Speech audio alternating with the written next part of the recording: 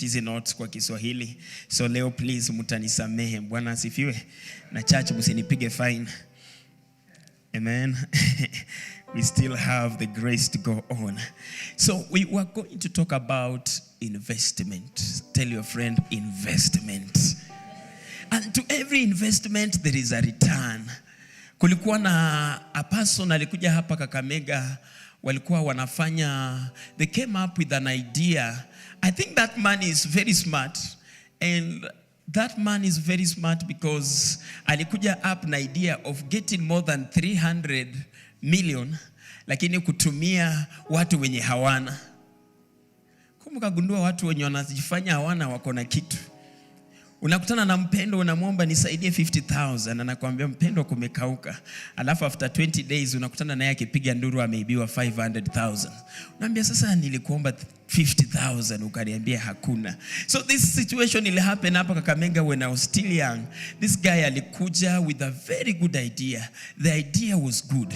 Akasema that all parents when wanataka watoto wao wasomeshwe kuanzia standard 1 hadi high school hadi university, they come up and register. So he opened a really nice office. Akafungua ofisi nzuri hapo, ukiingia ndani the secretaries are good. I think some of you wenye mnaniangalia kama nyinyi victims. Wazazi wenyu waliwapeleka huko. Alafu ulikuwa unaenda unalipa 10,000.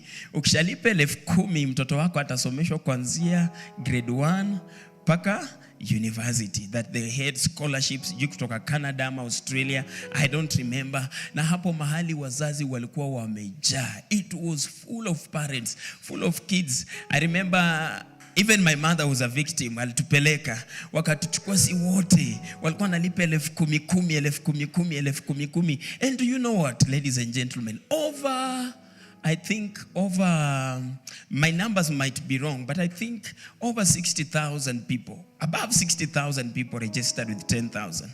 How much is that? Oh, kumbe watu wengi walianguka hesabu. How much is that? Let's take here chache kabisa, 60 million. Hapa Kakamega, just in this Kakamega County. I know they were doing it kwa nani zingine zote. Only to find out it was a con. Walibiwa. Baada sasa wazazi wameregister, they took over 3 months to register. I just took 60,000. That's like the very minimal number. Ilikuwa juu sana. It was a lot. And this guy, after some time, he just disappeared. Ofisi zikapotea, kila kitu ikapotea, and there was no one. So mtu anasema, hii 10,000 yangu imeenda, haikuwa kubwa. But ukichukua hizo 10,000 uongeze, people now found out that the investment yenye walikuwa wamekelea imeanguka. And it was with tears, and they started regretting mbona waliekelea hiyo pesa. But the guy left, sijui alienda kusimama alikuwa anatafuta pesa ya campaign. So akaenda kusimama wherever alisimama na hiyo pesa, lakini Mungu halali, I don't think he made it. Alianguka kura sababu ya pesa za wenyewe. But what is it? In life kuna investments that we make.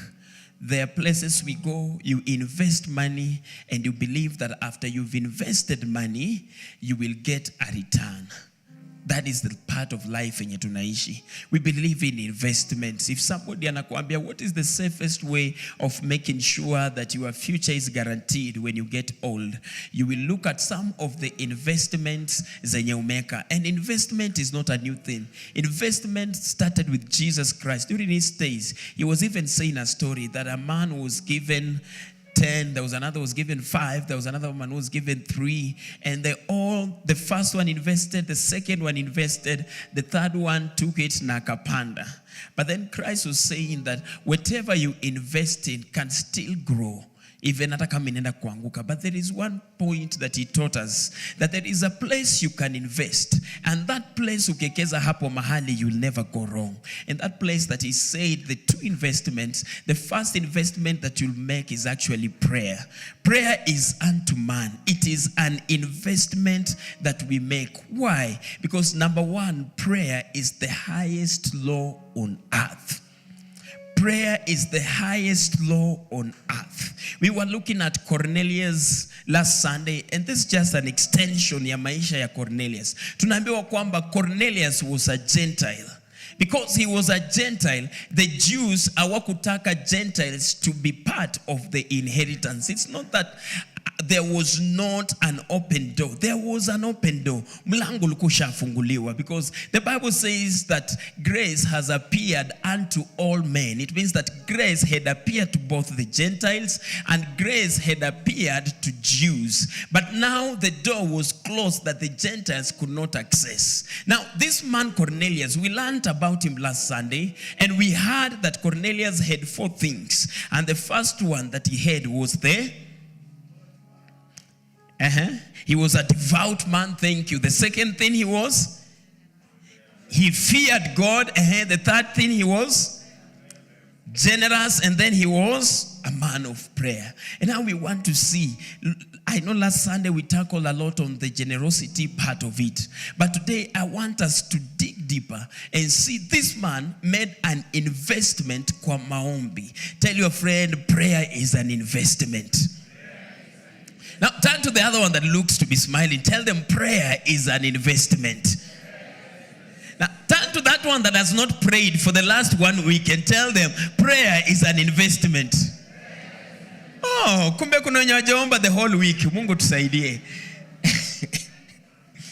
Amen. So Acts chapter 10 verse 4, the Bible says, and when he looked on him, he was afraid and said, what is it, Lord? And he said unto him, thy prayers and thy alms are come up for a memorial before God. You realize that wakati tunaanza kuomba hatupotezi wakati. Mpendwa, wakati unaanza kuomba, unaweza kuwa mahali unaomba, una feel kweli hii maombi yangu Mungu anasikia kweli. You are praying, you are asking, is God even hearing? Even you yourself, some of us when we start praying, how many are like me? Sometimes you start praying, you are like, kweli niko serious na hii maombi.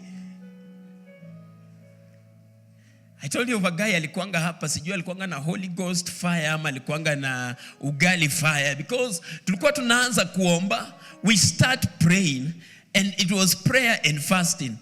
Wapendo, we are on our 12th day. Mili imekataa. We have not taken any food. We were doing just dry water. This guy would come na anaanza kupiga hapa roundabouts, anazunguka. The man was praying very powerfully, only to realize kumbe usiku wakati sisi tunaumia na njaa, this guy alikuwa anapika ugali, alafu akikuja hapa anatupeleka mbio. Alafu sasa tunaomba Mungu, unisaidie roho kama ya huyu, saidie roho kama ya huyu. Kumbe in his secret place. But I want to thank God. Do you know what? Even in that state, God still answers. Hata kama unaomba, you do not feel like praying, you are trying your best, God answers. Why? Because he's telling Cornelius that your prayers have come as a memory. It is the memory. The memory of God cannot be deleted. The memory of God is not like your computer. You can press. I know the computer people, ukitaka to erase everything, huwa wanasema you press shift and then you delete. There are some people here that are very good at deleting people in their lives. But we serve a God that when we start asking him in prayer, he does not forget. He tells him that the prayers that you have been making, even though to you zilikuwa zinakaa asifu hazijibiwi, but to God, the day you started praying, he started listening. Some of us, we are standing here because the prayers you made when you were still young. Some of us are even walking in the grace, the prayers our mothers made. We were still walking in that prayer. Now the challenge is that your grandchildren, now you have to pray for them so that they can walk in your prayers. But he says that I have come. And this is the angel of God that has been sent to Cornelius, to a man that did not deserve. But one thing I want to tell you, our prayers don't change God. Our prayers moves us closer to God. It is Isaiah who wrote, and he says, when King Uzziah died, where was God? He says that God was seated in the heavenly places amongst the cherubims. He was seated there. So possibly you are praying, you are asking, where is God? God's position inabakia kuwa pale pale.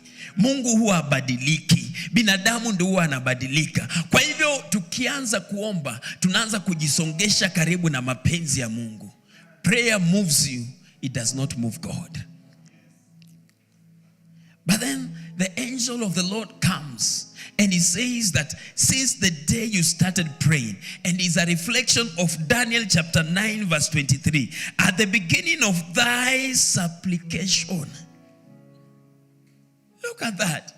At the beginning of thy supplication. So in other words, he's telling Daniel, I know you started praying long time ago. The answers were not evident. But the moment you started praying, God started listening to you. The moment you started praying, your answers started coming. So when we go down on our knees and invest in prayer, maombi hayaendi bure. In other words, maombi hayagongi ukuta. I know mumeambiwa, maombi yako inapiga tu ukuta inarudi. Hapana, your prayers go up to your Father.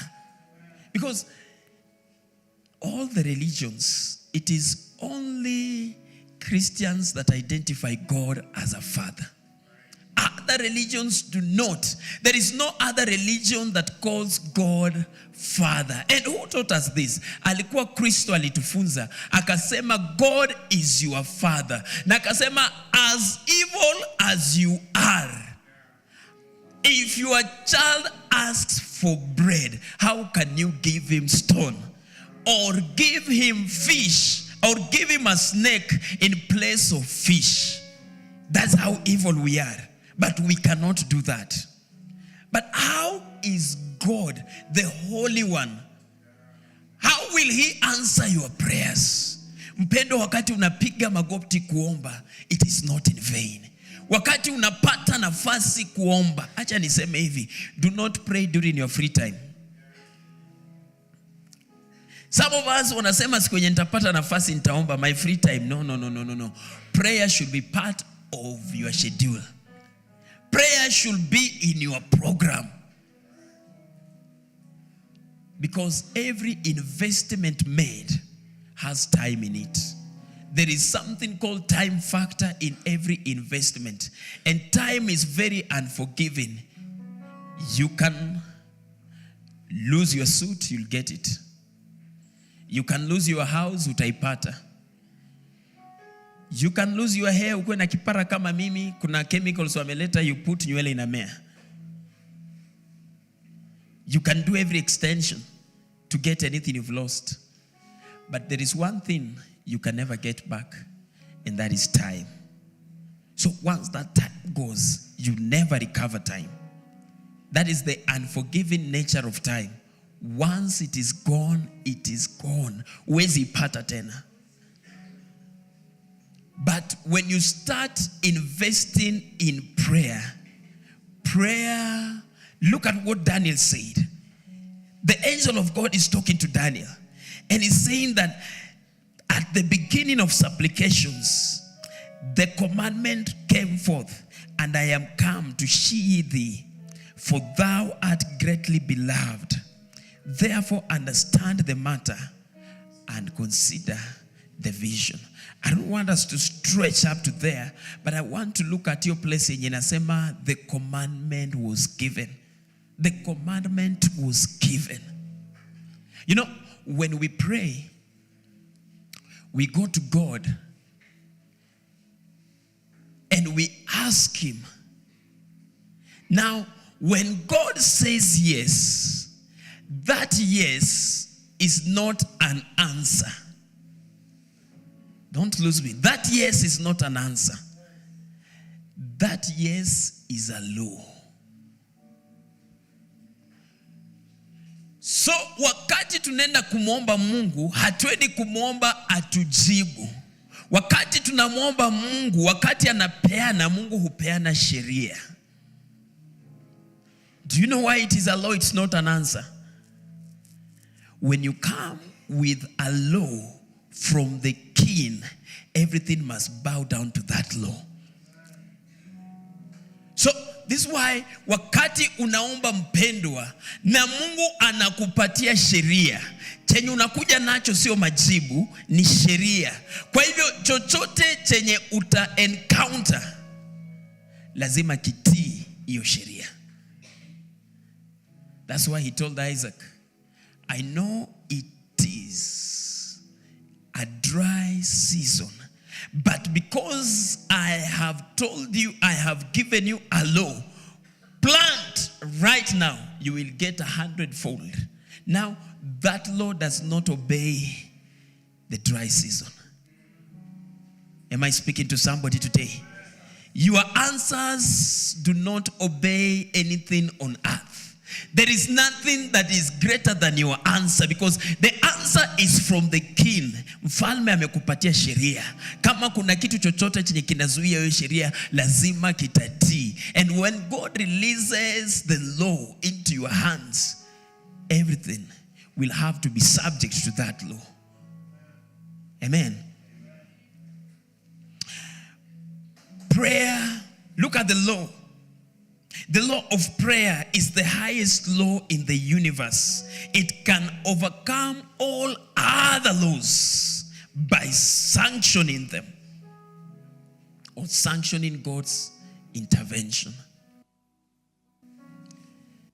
Means, mpendwa, hata kama Mungu aliachilia sheria, ama acha nirudi mahali penye nikisema sheria mwelewi.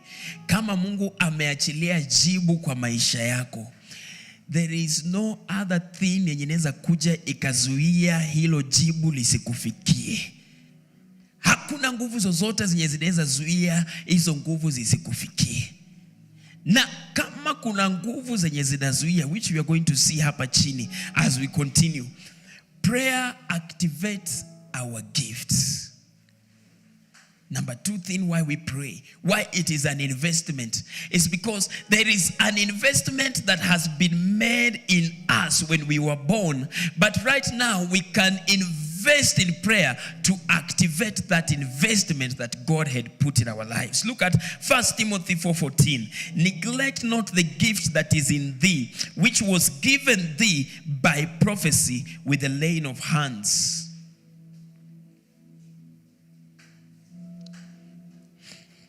Wengine wetu tunafikiria unabii ni lazima uende katika nyumba ya nabii fulani na akutabirie, akuambie. Hapana. Be very careful. Sometimes in your walk huwa unakutana na manabii na wanakuambia vitu vyenye nafaa ufanye kwa maisha yako, and you neglect them. You meet somebody anakuambia, like there was a professor hapa Shibuli. I think alikuwa jirani yenyu Vincent. That professor of mathematics, alikuwa anaitwa Eshiwanyi. Yeah, you guys have done that book za hiyo, sio? You dig back to the history of that professor. Venye alizaliwa akiwa mdogo, alisema mimi niite professor.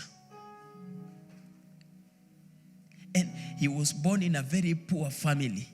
But at grade 2, people were calling him professor. Na akaanza kukaa hivyo, akitembea, he packaged himself as a professor. Hata na umaskini wake wote, because a word was spoken to him.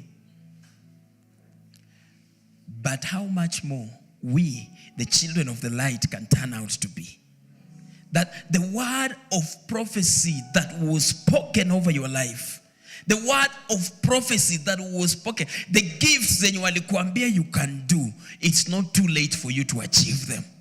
You have not lost it all. You can still stand up. But what is going to activate that is prayer.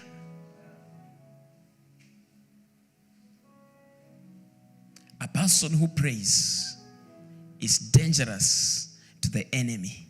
And that's why the enemy does not want you to pray. He will do anything that you do not pray. So our gifts are stirred up in the place of prayer. Katika maombi ndio vipawa vyetu vinachochewa. Our abilities are strengthened in the place of prayer. When men pray, they change everything. When men pray, they are able to activate some of the hidden things. He says that it is for the pleasure of a king to hide a matter, but the wisdom is in man, honor, to seek out and find out what he was born for. And this morning, I will ask you, have you activated the abilities that God invested in you? Have you activated them? It was Miles Monroe who said that the most richest place is the graves. Kwa makaburi ndio utapata the people who were supposed to be the great men of this town. They died with their abilities. They died with their potentials. They were buried with their schools. They were buried with their houses. They were buried with the highest. Anything that you can mention. May you never go to the grave with your abilities. May you never be buried with your potential. That if God be by your side, you can still dig deeper and find out, what was I meant to do on this earth? Don't just be like anyone. Hapana. Ask yourself, what was I meant to change in this family? What was I meant to change at my home? What was I meant to change in my village? What was I meant to change in Kakamega? Do not die with your potentials. Otherwise, you are killing many people. A person whose gifts are not stirred is a poison to the generation that is coming. You have lost it. That's why we are fighting. Ukiona kuna wivu, ukiona kuna masengenyo, hao watu hawajui the potential that is in them. They now start admiring how other people are moving on. Kama mtu ameshika mahali na ameshika laini amebarikiwa, we believe that is his place. We are not going to fight our brother when they are succeeding in their place. But I will come back and I will kneel down and I will ask God, what is my place? If you can do in the life of that brother, then you can do it in my life. Kwa nini tuna wivu? Every person mwenye ako na wivu ni mtu mwenye haombi. Tarudia tena. Kila mtu mwenye ako na wivu ni mtu mwenye hapendi maombi. Let's repeat for the last time. Any person mwenye ako na wivu ni mtu mwenye haombi na hajajitambua mwenyewe. Once you find your potential, you are on your lane. You are on your lane.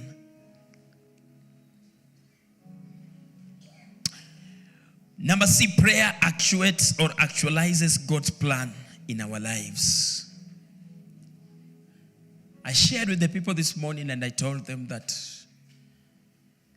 God says that I know the plans that I have for you. That is Jeremiah 29:11. That I know the plans that I have for you. But the big question should not stop there. The big question is that God knows, but do you know? God knows, but wewe unajua ni mipango gani Mungu wako nayo kwa maisha yako? Mungu yeye anajua. He has already done his part. So there is a plan, there is a roadmap for each one of us yenye nafaa ufuate. Mpendwa, haukuzaliwa kujaza dunia. Ulizaliwa kubadilisha dunia. Ulizaliwa kufanya kitu, kuacha mark. Hata ukuzaliwa tu kupigia wengine makofi. Na wewe pia siku moja si upigiwe makofi.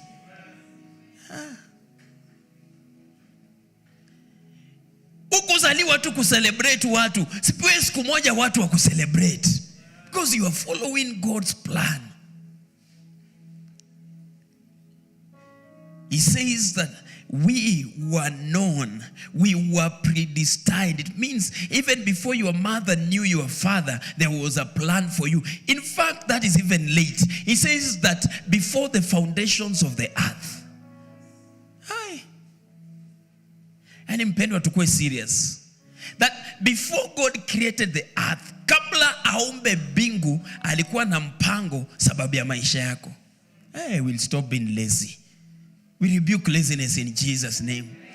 We rebuke laziness. If God before the foundation had a plan, na we hata kesho hauna plan, God have mercy. No, sometimes you meet people namwambia twende Nakuru, anasema sahi twende. Mpendwa, hauna plan?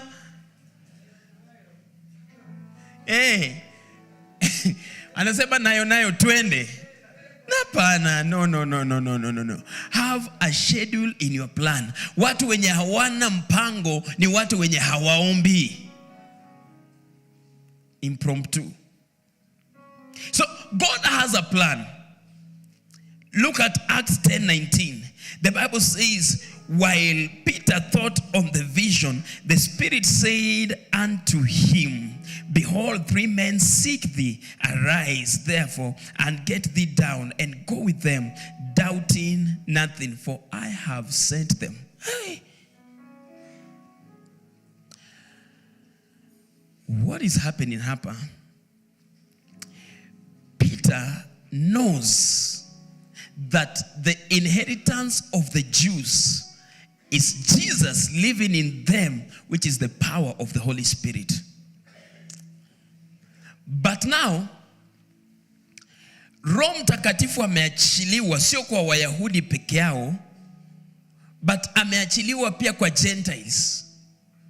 That's where we started, that the grace of God has appeared unto all men. Yani, neema ya Mungu imefikia kila mtu.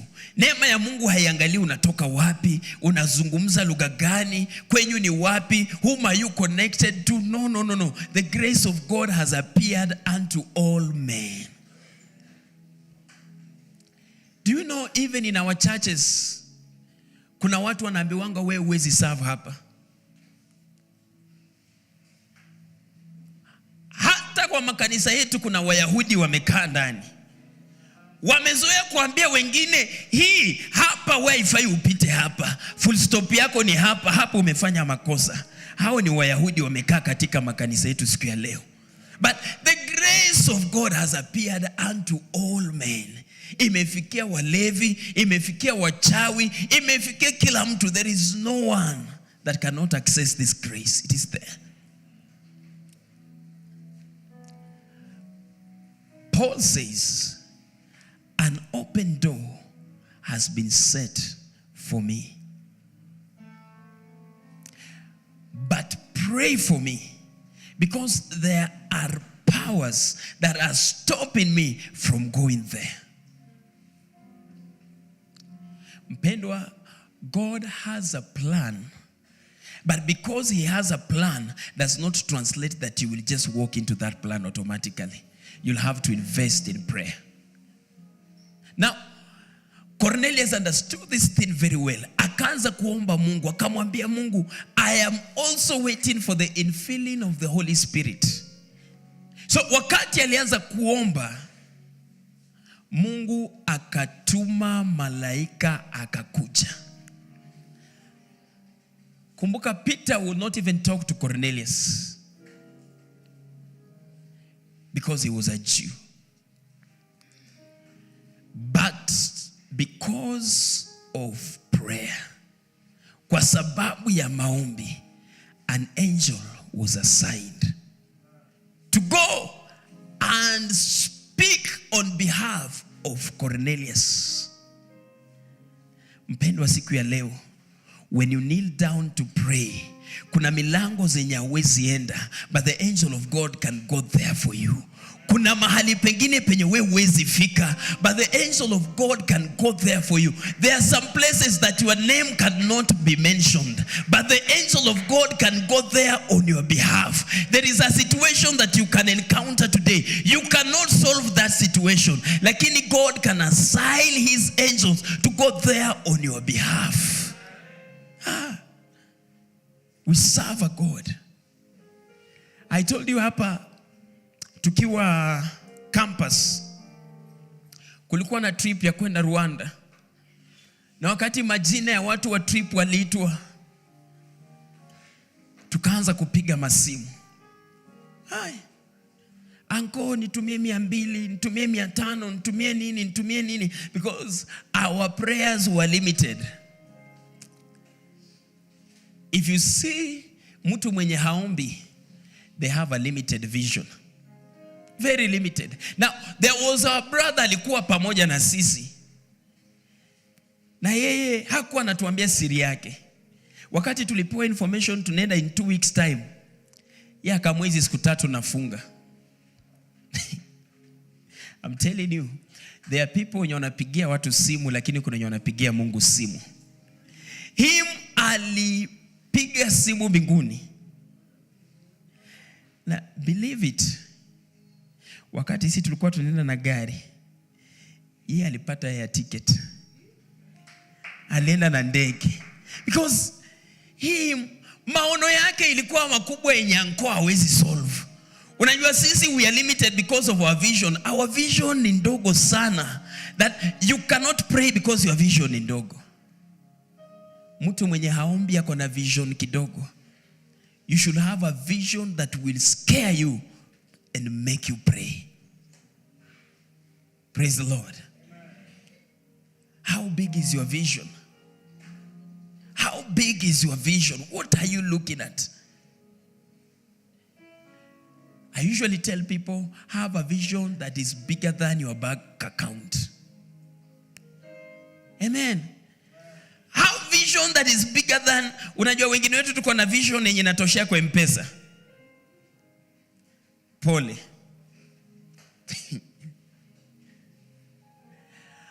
Have a vision that you do not have connections to get that vision. Paka ukienda kulala unasema, hey, hii nayo Mungu tu asipokuja mwenyewe hii haiwezi. It will make you pray.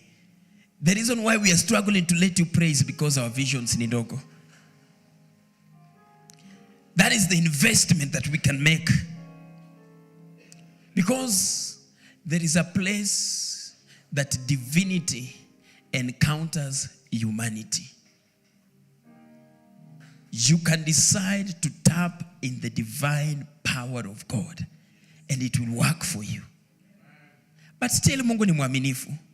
Hata ukiwa na yale maono madogo madogo, God will still help you to achieve. But then you will die and you'll make your grave rich and the earth poor. Now, the second investment is the investment that God makes in us. You make an investment of prayer, and now God makes the investment of the Holy Spirit inside of us. The Holy Spirit is the extension of Jesus Christ in us. John 14:15. The Bible says that if you love me, obey my commandments, I will ask the Father, and he will give you another advocate who will never leave you. Now, Jesus is saying that ikiwa mutanitii, mutanipenda na mutanitii, the Holy Spirit moves in places where there is obedience. If you subtract obedience, you have removed the power of the Holy Spirit working in your life. He says that the Holy Spirit shall come in you. And you know, the Bible says Jesus stood somewhere and he said, Abraham saw my day and he rejoiced. Why? Because whenever you see that word receive, re is always a prefix. Ukiona reverse inamaanisha go back to where you were. Ukiona reprogram inamaanisha do it the way ukuntaka. Hey, give me another return, go back. Hey, give me another Hapana hiyo. Restore, thank you. Ukiona restore inamaanisha that you are going back. Another one. Repossess. How ni intercessor? So amesema repossess. Ukiona repossess inamaanisha you are bringing back. So when Jesus Christ said, receive ye. Reveal ni sawa. Mungu amekusaidia Kifaransa na Kizungu. Barikiwe sana. Receive ni sawa. So receive ye the Holy Spirit. Go and look that word sieve. Because now receive. And the action that God did is the same action that Jesus did to the disciples. You see, God breathed into Adam and Eve. He told them, receive life. But that life was taken out when they sinned. But Jesus now comes to the disciples and he said, receive ye the Holy Spirit. It meant that now man is able, a born again man, mtu mwenye ameokoka ana nguvu za Roho Mtakatifu ndani yake na anaweza kufanya kazi jinsi vile Adamu alifanya kazi kabla ya dhambi. Oh, wapendwa, kazi sio laana. Kabla ya dhambi kazi ilikuwepo. Na hata kule mbinguni kutakuwa na kazi. Sasa kama wewe ni mzembe unasema utaenda mbinguni kupumzika, hakuna kupumzika, pia huko kuna kazi. Kazi haikuja sababu ya dhambi. Kazi ilikuwepo. Kung'ang'ana ndiyo ilikuja baada ya dhambi, lakini kazi ilikuwepo. Amen. Extension of the Holy Spirit. Now he says that I will send you another. That word another. Do you know how many people would have admired waishi siku zenye Yesu alikuwa? Ungetamani uishi siku zenye Yesu alikuwa? Asante. Can I give you bad news? Ungeishi siku za Yesu, possibility ya wewe kufikia Yesu ni zero. Because wewe hujui kuvua samaki kama Peter. Because wewe hautozi ushuru, wewe hatufanyi KRA kama Matthew Yesu akupate hapo kwa KRA desk. Wewe hata hauna marafiki watatu wenye wanakupenda, watatoa hii power kupeleka nje ndani ya Yesu. Marafiki zako wote ni vigeugeu, wanakuacha wakati wa shida. So the chances of you seeing Jesus, I think, ni zero. Hata mimi ni zero. But then Jesus said that the disciples waliona hizi siku zetu wakatamani. That sisi hatung'ang'ani kumpata Yesu. Tunampata kwa wepesi sababu Yesu hayuko kando yetu, hayuko karibu na sisi, lakini Yesu ako ndani yetu. That's why he says I will send you another. That word another in Greek means allos. Allos means the same as the one who was before. So the Holy Spirit is the exact representation of Jesus Christ inside of you. Ukijua hiyo mpendwa, there is nothing that is impossible. Ukijua that Yesu ana nguvu ndani yako, there is nothing that is impossible. That's what God does. He invests the Holy Spirit inside of us. And the effect of that investment is that we are elevated to a place of victory. It does not matter what you're going through. You are a victor in Christ Jesus. Because your victory is not dependent on what you are doing. Your victory is dependent on the finished work of Jesus Christ on the cross. He already did it. He gave you. He handed you the victory. Now is what to do about it. But what you have to do to receive that victory. Let me make this, align this. We are not born again because of our good works, but we are born again for good works. Bwana asifiwe.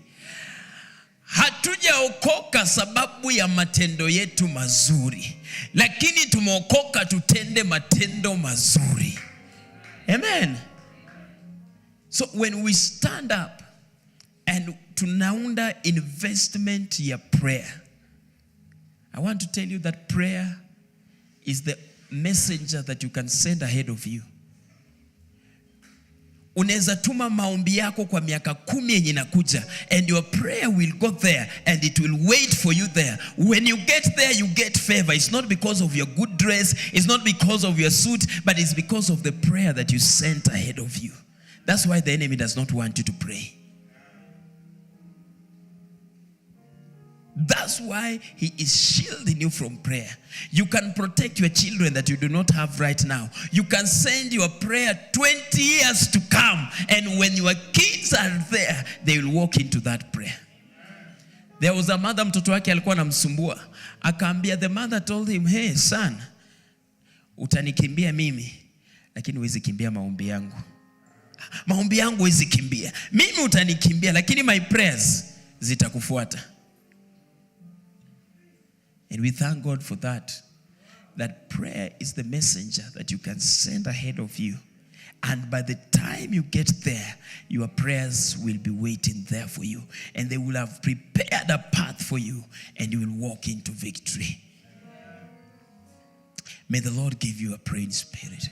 May the Lord give you a hunger for prayer. May he out of his greatness give you the desire that you shall stand up and you will pray. You will wake up in the morning and you will pray. This place is always open. Come here, pray. Pray.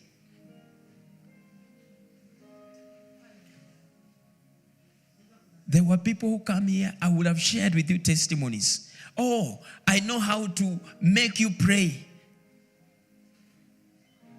Sometimes, tukisikiza shuhuda za watu, they will make us pray.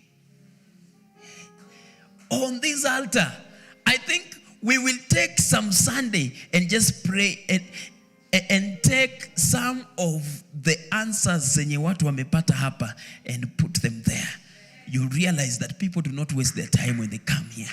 I've never seen anyone faithfully come in hapa akiutafuta uso wa Bwana walking the same. We are walking the same because we have not understood the place of prayer. Once you understand what prayer can do, once you understand what prayer can do, mpendwa, wakati unafika mahali na unaelewa hizi ndio nguvu za maombi, I can be a witness to you.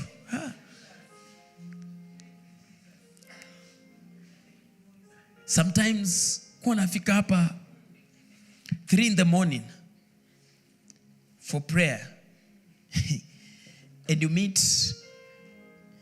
meet around, I think walikuwa around 6 women, 7 wanatoka hapa saa 9 asubuhi. I looked at that, I said, God, what are you doing? Each week wanakaa hapa, wanaingia hapa saa 3. They are praying for 9 hours straight. But let me tell you, I started following each one of them. And already 2, I think 3 have already left. Because of that prayer they prayed. Wakasema pasi, hapa napo Mungu anajibu maombi. I said, na hawa wenye wanakaa hapa, may God give you revelation that when other people are being blessed, you'll not just be a person to witness, but you will also be a colleague in answered prayers. Some of us have witnessed for a long time. We have witnessed. Unasikia tu watu wakitoa shuhuda. But they went on their knees and they prayed. Na wakati waliomba, God started working. When will you stand up and start praying? When will you? When will you start seeking God's face in prayer? Let's all stand up.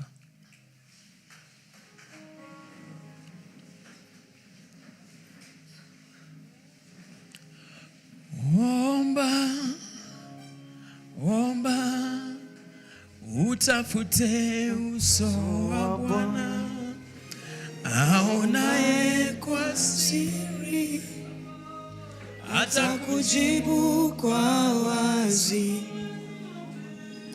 Omba, omba, utafute uso wa Bwana, aonaye kwa kujibu kwa wazi. Omba,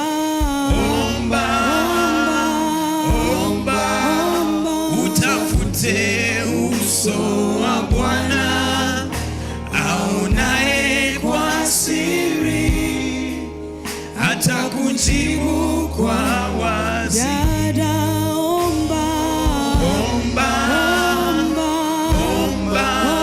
utafute uso wa Bwana aonaye kwa siri, atakujibu kwa wazi. Kuna mtu mwenye anafikiria mahali pake pa maombi pamekuwa majivu, na siku ya leo anasema I want to rededicate my prayer life. I want to rededicate my prayer life. I want to pray more. I want to seek God more. If you are that person, please just run here. You are saying, I want to pray more. I am tired of being venye nimekuwa. Kuanzia siku ya leo, I want to invest my time in prayer. I want to seek. Pia mimi nataka ushuhuda. Pia mimi nataka Bwana nizungumzie. Kama ni wewe, njoo tu hapa mbele. Yes, thank you so much. Thank you. Na kama uko pale, let's continue praying. Let's continue praying as we wait for those people. Unasema today, I want my prayer life to be changed. I want my prayer life to go to another level. Jesus, we thank you. Thank you, Jesus, for the hunger. Thank you, Jesus, for the hunger. We shall pray. We shall pray. We shall pray, Lord. We shall seek for you. We shall seek for you, Jesus. Come on. Ambia Bwana, bring back the hunger for prayer. Bring back the hunger for prayer. Bring back the hunger for prayer. Mpendwa, ulikuwa unaomba ukafika mahali you stop praying. You used to pray. You used to give yourself to prayer, but temptations came, but trials came. He can change that. You can be empowered. You can be empowered again. You can be empowered again in the mighty name of Jesus. Lord, release the hunger of prayer. Release the hunger of prayer. Release the hunger of prayer. Release the hunger of prayer. New dimensions, new revelations. We are no longer the same. We are no longer the same. We shall pray. We shall pray. We shall pray. We shall pray. We shall seek for you, Lord. We shall seek for you, Jesus, because our answers are in you. Our answers are in you. Alabaza talabase debuta hadalabashi. Lebetelebosa talabaka selebahada labashi debu. Yedabakatana masadabu. Release the hunger, Lord. Release the hunger for prayer. Release the hunger for prayer. Release the hunger for prayer. Your people shall pray. Your people shall pray. Your people shall pray.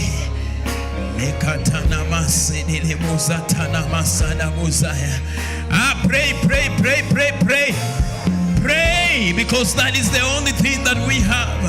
When all hope is gone, we can still hold on prayer. Wakati mambo yameisha, wakati kila kitu kimeisha, kuna mahali tunaweza kimbilia. Kuna mahali tunaweza kimbilia. Kuna mahali tunaweza kimbilia. Ni katika maombi. Ni katika maombi. Roho Mtakatifu, shukia watu wako. Roho Mtakatifu, shukia watu wako. Wachilia roho wa uombezi. Wachilia roho ya uombezi. Wachilia kiu ya uombezi. Wachilia kiu ya uombezi. Bring back the hunger. Bring back the hunger. Bring back the hunger for prayer. For prayer. Your people shall pray. Your people shall pray. Your people shall seek for you. Your people shall seek for you.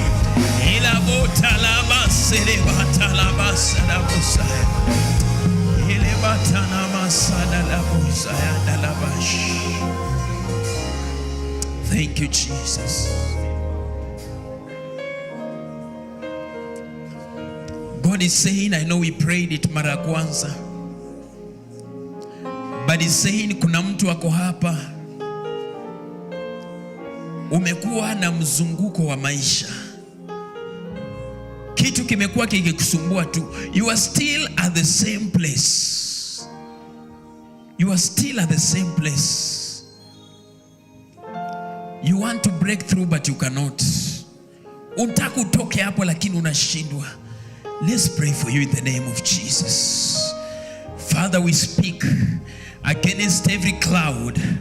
We speak, Lord, against that dark cloud that has held your people in captivity, that they cannot see, they cannot move. We want to declare that power powerless in the name of Jesus. We declare you powerless in the name of Jesus. Let your people go. Lord, let your people go. Let your people go. This is the time, Lord. I don't know whom you are speaking to, Lord, but right now, that depression, that anxiety, helplessness, anger, addiction, we speak to you in the name of Jesus. We speak to you in the name of Jesus. We command you in the name of Jesus. You will leave them. You will live in Jesus' name. We are no longer in bondage. We are free. In the name of Jesus Christ we pray. Amen. May the Lord God bless you. What you have received, make sure you work on it. Amen. Make sure you work on it. The hunger for prayer. Jaya maombi. Amen. The Lord God is able. He is able. Let that hunger stay there. Friday, we said we are starting at 12 or at 2 p.m. 2 p.m. Friday from 2 p.m. The Bible says in Luke 18 that men ought to pray and not to give up. Here men are not measured by the number of biceps they have. No. They are measured by how long you can tarry in prayer. Wanaume Bwana asifiwe sana. It's not measured by the gym and unaweza inua. No. It is measured by how long you can tarry in prayer. Those are men that can tarry in prayer. Men Bwana asifiwe sana. I say hivyo sababu ndio kanisa wanaume wanakujanga wengi maombi kuliko wadada. Bwana asifiwe wadada. But it's good that we shape the men. Amen. So Friday from 2 p.m. we come here and we gather for prayer. I was having a burden of another school van.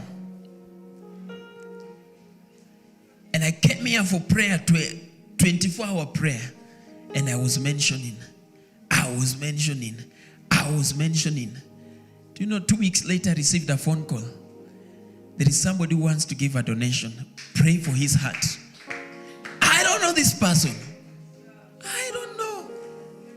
I've never met him. Brothers, prayers, we cannot teach you any other way. This is the way.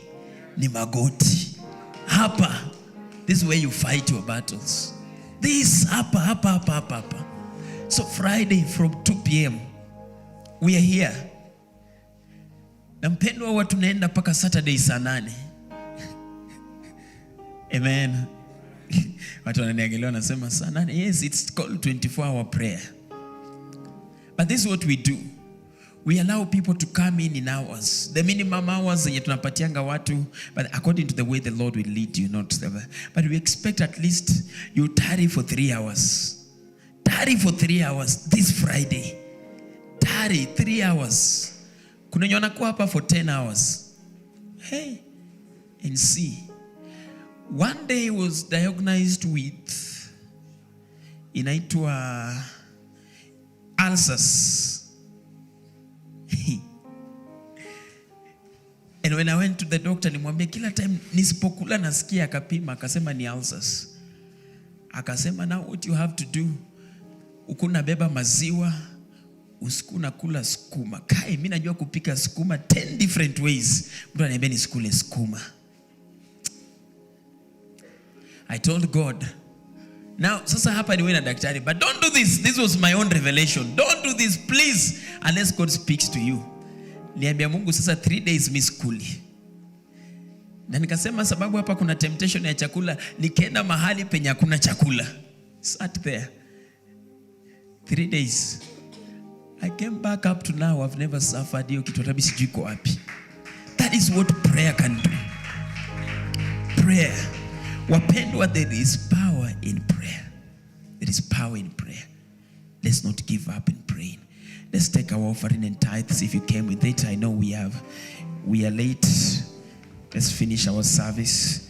We are late. Let's finish our service. If you came with your offering, if you came your tithe, please, with your tithe, you have it. Let's come. We pray for it. And if you have your offering, just package it. We are going to pray for you that the Lord God is going to increase. Amen.